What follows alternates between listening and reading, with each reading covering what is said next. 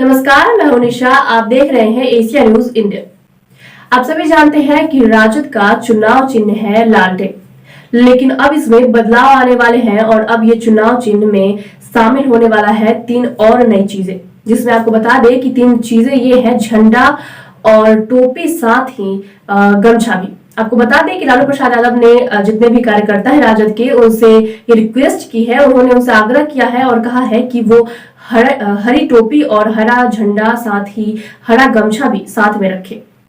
हरी टोपी पहने तो हरा गमछा भी अपने शरीर के ऊपर रखे और हरा झंडा जो है वो अपने जितने भी घर हैं उनके राजद कार्यकर्ताओं के, वो अपने घर के ऊपर हरा झंडा लगाए। ऐसा इसलिए ताकि लोगों को पता चल सके कि आखिर कितने ज्यादा संख्या में राजद में कार्यकर्ता शामिल है और इनका परचम सामने लहराने वाला है। और कहीं अगर ये निकले, किसी भी जुलूस को निकाले सामने से या फिर किसी भी गली से वो गुजरे, तो पता चले कि राजद के कार्यकर्ता है। आइए हम इसके बारे में आपको पूरी जानकारी देते हैं। लालू यादव भले ही अभी दिल्ली में बेटी के घर में स्वास्थ्य लाभ से रह रहे हो, लेकिन पार्टी की अलग पहचान बनाने को लेकर वे इस समय बहुत गंभीर है। हरा रंग राजद की पहचान है। हरा गमछा तो कभी कभार किसी के गले में दिख जाता है, लेकिन सिर खाली है। मंगलवार और बुधवार को पटना में हुए कार्यकर्ता प्रशिक्षण शिविर में वीडियो कॉन्फ्रेंसिंग के जरिए सभी से टोपी पहनने को कहा गया। लालू उत्तर प्रदेश में सपा की टोपी से प्रभावित है, इसलिए उसका उदाहरण भी उन्होंने दिया कि सपा कार्यकर्ता टोपी के बूते किसी तरह दूर से ही पहचाने जाते हैं। लालू को लगता है कि टोपी से एकजुटता बनाए रखने की ताकत मिलेगी। यह सही भी है कि सियासत में टोपी असरकार है। टोपी कभी कांग्रेस की भी पहचान थी, अभी भी पुराने कांग्रेस टोपी पहनने दिख जाते हैं। इसलिए राजद अगर टोपी पहनकर अलग दिखना चाहते हैं तो सोच को गलत भी नहीं कहा जा सकता, क्योंकि इस समय विधानसभा में 75 सीटों की हिस्सेदारी लेकर सबसे बड़ा दल राजद ही है और यह सबके समर्थकों के बूते ही संभव हो पाया है। उनमें टोपियों की बढ़ती संख्या विरोधियों के मनोबल पर प्रभाव डालेगी। टोपी से समर्थकों की गणना का दाव बिहार में पहले भी खेला जा चुका है। यह 1988 की बात है, जब कांग्रेस की सरकार थी। उस समय मुख्यमंत्री थे भागवत झा आजाद और विधानसभा अध्यक्ष थे शिवचंद्र झा, जो उन्हें हटाने पर तुले थे। तमाम विधायक भी मुख्यमंत्री के विरोध में थे, लेकिन उन्हें एक दूसरे पर भरोसा नहीं था। तब तय हुआ कि मुख्यमंत्री विरोधी सदन में टोपी पहनकर आएंगे। हर दिन टोपियों की संख्या बढ़ने लगी। खेल पूरा होने से पहले इसकी भनक तत्कालीन विरोधी सदन में टोपी पहनकर आएंगे खान विधानसभा अध्यक्ष।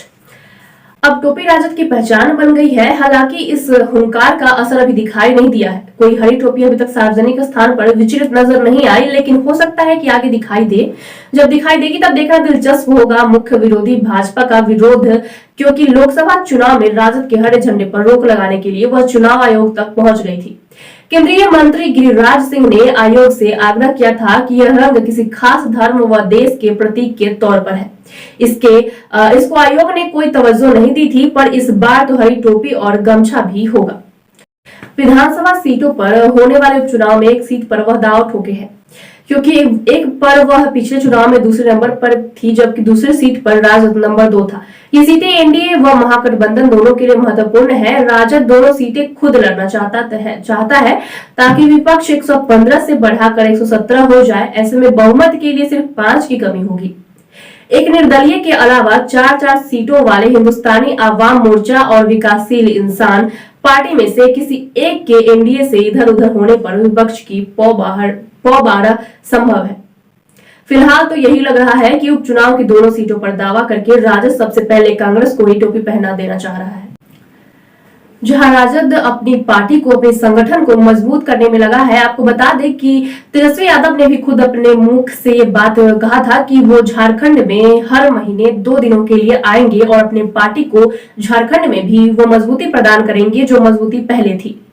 आपको बता दें कि कुछ लोगों का कहना है कि उनके पार्टी से एक महिला विधायक के चले जाने के बाद ये पार्टी पूरी तरीके से टूट गई थी, लेकिन अब इसी पार्टी को मजबूती प्रदान करने के लिए वो कुछ दिनों पहले झारखंड आए थे और अब वो हर महीने 2 दिनों के लिए झारखंड आएंगे और अपनी पार्टी को मजबूती प्रदान करेंगे। वही आपको बता दें कि दूसरी तरफ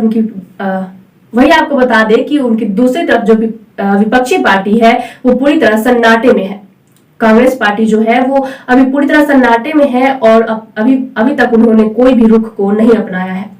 2.5 महीने पहले की बात है कि कांग्रेस के राहुल गांधी ने उनके पार्टी के जितने भी नेता हैं उन सभी को बुलाया और उन सभी से बातचीत के दौरान उन्होंने कहा कि जितने भी यहाँ के नेता उपस्थित हैं वो सभी 3 महीने के लिए सभी के गांव में जाकर रात बिताए और अपने अपने गांव में रात बिताने के बाद वहां के मामलों को पूरी जांच वहां के मामलों की पूरी जांच करे, छानबीन करे कि क्या दिक्कतें आती है और उनकी दिक्कतों का पूरा समाधान दे। लेकिन आपको बता दें कि अब तक कोई भी ऐसा उनका कार्यकर्ता या नेता नहीं है जो अपने घरों से भी बाहर निकला हो। अब ऐसे में पार्टी क्या ही आगे बढ़ेगी और चुनाव में आगे जीतने की क्या ही उम्मीदें रहेंगी। ऐसे ही तमाम खबरों के लिए